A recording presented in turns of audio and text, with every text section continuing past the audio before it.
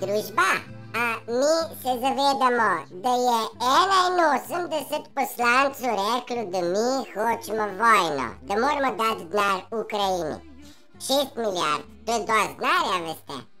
Mediji so rekli, da je Trump baraba, da je pa kaže neki strašni zlobnež. On je naš slovanski prijatelj, on je pa prvi pedofilijo razkril.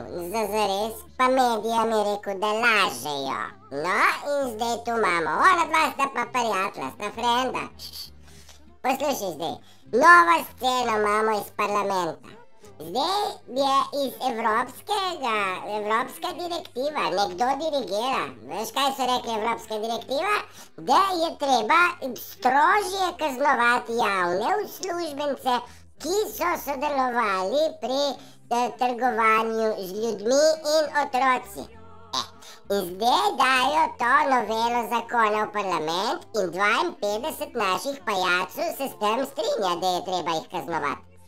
Bolj je problem, da 30 teh drekačev pa se ne strinja z višjimi kaznimi. Njim se zdi, kaj ne trgujejo z ljudmi, pač to je biznis malo, ne, javni uslužbenci, to je biznis in ne rabimo jih preveč kaznovati, ne, to so naši frendički.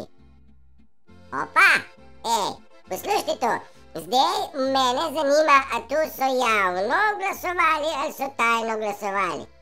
Ker jaz bi rad videl teh 30 in jih pošljem direkt na Goli otok.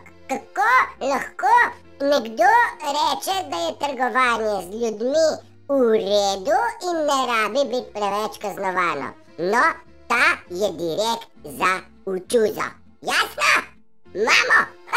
Bodo pretekle nitke življenja čist do konca, ker je Ahačičeva rekla, da sam si boš stkal te tkanine življenja, tkanine veselja in tkanine gorja.